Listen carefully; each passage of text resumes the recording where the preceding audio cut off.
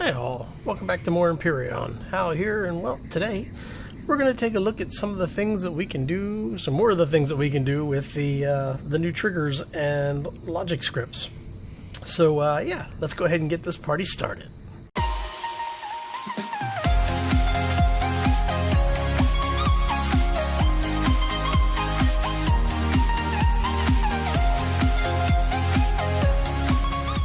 Welcome back to Empyrion, everybody. And today, what we're going to do is the last couple of episodes we've been talking about what you can do with the scripts. The first one we saw, basically how very simple scripts work and how you could use them to do, like the logic gating to do things like tie a switch to a door or to a light. The last episode we were talking about how you could set things up to be sequenced, and today we're going to start pulling these together and start showing you what you can do with these realistically within the game to do things like, say, build base defenses, traps, etc. So what we have done is we've gone ahead and built, a fairly simple base. We are still in creative mode, obviously. And so I just wanted to show you really quickly what we have here, right? It's a really simple, just a little 5x5, 6x6, something like that base. And what I wanted to do was to show you exactly how you can use some of the things that we've been talking about, in your own game. Okay, so basically what we have here is if you were in, say, a PvP server or even a PvE server, and you just want to keep people, guessing as to what's going on in your base. Now, what you could do is set something up like this where, let's say they go ahead and they blow through the door, right? And you notice there's a nice area in here, right? We've got a little bit of power. We've got you can hear our generator in there. So what happens is normally if someone's doing a base raid, they'll take the door out, they'll search on either side, and then it's like, okay, we're not seeing anything. Uh-oh, what's this? So you're now in you're now in the little pit area, right? Now, we've got it set up so that when the sensor detects, it does a 3-second countdown, and then the doors will open. Once we sit here for a couple of seconds, it should turn off. We may need to get back out. Yeah, there we go. So if we come back this way, when it resets, the light turns red, or the red lights turn off, the bright white light turns back on. And what you can do is, if you notice down there, when someone comes in, if you're on a PvP server, you can actually arm the explosives to go off when the sensor triggers. I recommend putting in a small delay. We don't have it set up right now, but we do have it basically ready to go. Let me get the rest of this dirt out of here really quick. Should be set for terrain removal.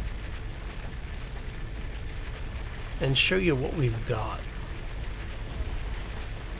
Now, the way I've set this up is basically this base may destroy itself, actually. At least that's what we're trying for. So what I wanted was something that if somebody, you could have like basically a sacrificial base, especially on like a PvP server, where you would have, just a little base that would keep people occupied with trying to get into it. So once they got into it, they would see, okay, this looks pretty good. You come in, and it's like, oh. And because it's on a non-creative server, you're going to have only enough flight time to get maybe back up to here. You're most likely not going to be able to get all the way out. And if you find that you need to, you just to get deeper. This really is just set up as an example. But now that you're in here, there's nowhere for you to really go. Basically, if you wanted to set this up as just a pit trap to keep people from, if you happen to catch people, they'd be able to, be stuck down here. And it's just one way to set up your traps. Wait for that to open up. Thank you. Now, the one thing I don't like so far is the traps here will trigger when you get close to them instead of waiting for the sensor, where the sensor will actually trigger all of it. Now, that bugs me for a couple of different reasons. One, it shouldn't do that. When it should operate like the doors and windows and lights and stuff. Well, doors and lights operate, where it will follow whatever your instruction set is. And so that is kind of annoying. I'm assuming that will be changed at some point. But, meh, is what it is. So with the motion sensor, you now actually have some new settings in here. As you can see here, you can change the front side 1 minus, side 2 plus, side 2 minus. Which, let's be fair here, this is actually really confusing. So the front is when you're looking at the sensor. Let's get down here and we'll show you. Alright. So the front is basically this piece here where their sensor is actually located. Let's get in here really quick. So this is the sensor face. Side 1, side 2 are the left and right from the face when you're facing it with the red dot to the bottom.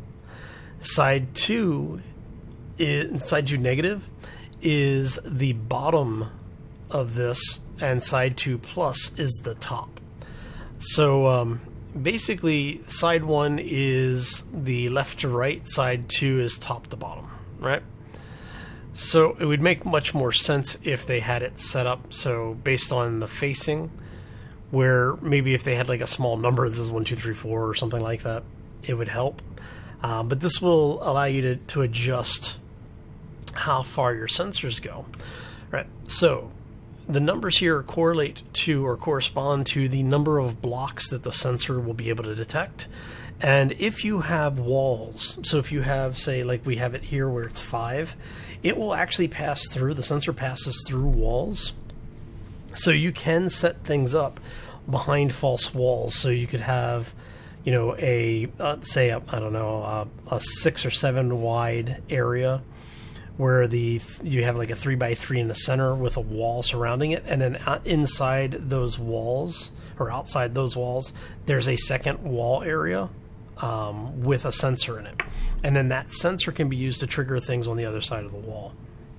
Now, what this allows you to do is to automate some of your, like we were talking about last time, you'd be able to automate some of your, like your power on sequences, or you would be able to do things like when a person gets to a certain point, they don't see the sensor, but because they are, they're not expecting it, you can have your traps tied to this type of thing. And it just gives you a way to be a little bit more sneaky. So what we're going to do now is we're going to get outside here. We're going to let the whole thing reset. Should be resetting here shortly. There we go. Now, I did set up a bit ahead of time here. So we have this one called Boom, right? So what we're going to do is we're going to go in here and we're going to tie all of these to Boom. All these are already tied to Boom. Okay. Awesome. So what we're going to do is go into signal logic. We're going to have Boom be triggered by DB01. So when the sensor in there detects somebody or detects motion, so you come through, you come in, it's going to detect us, it's going to count down, it goes red, and then 5 seconds later, wait for it. Now, obviously, that would kill the character normally, so, yeah. And it's just some of the stuff that you can do with it. I mean, if you really wanted to set it up so that you were destroying your base, you could basically place a bunch of these around the outside of the base so that it would dig out all of the stone that you might be running into that would be supporting it. and then the whole base would basically just come down around you. So that is the first of our trap designs. What we will be doing next week is we'll be looking at some of the more advanced trap designs. The gravity generator thing, just couldn't get it to work the way I was hoping to. But you know, the basis is there. There's just a few things that the game doesn't allow for yet that will, once it does, or if it ever does, would make those types of traps a little bit more viable. The big thing that we run into is that when you're in space with and you have a jetpack, even if you're in a gravity field, you hover indefinitely. And what we would need is for the game to not allow that. So if the game ever says, if you're just in a gravity field, your jetpack, you know, has a timer on it, that would be beneficial. You know, it would allow us to allow us to set up more of a deadly trap.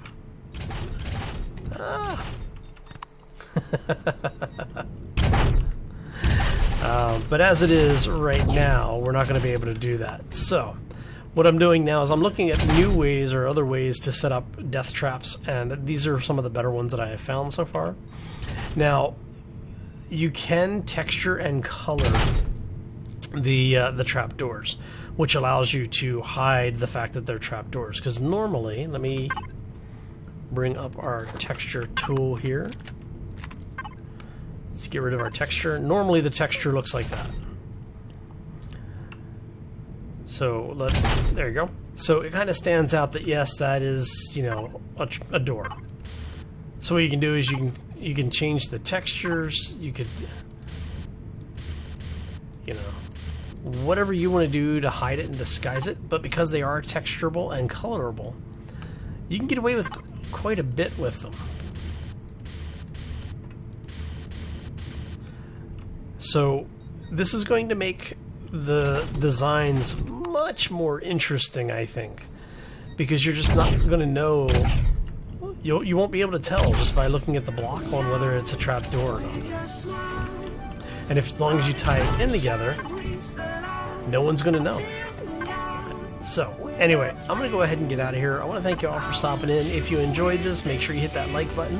If you have any questions or comments, throw them down in the section below. I will do my best to answer anything that I can.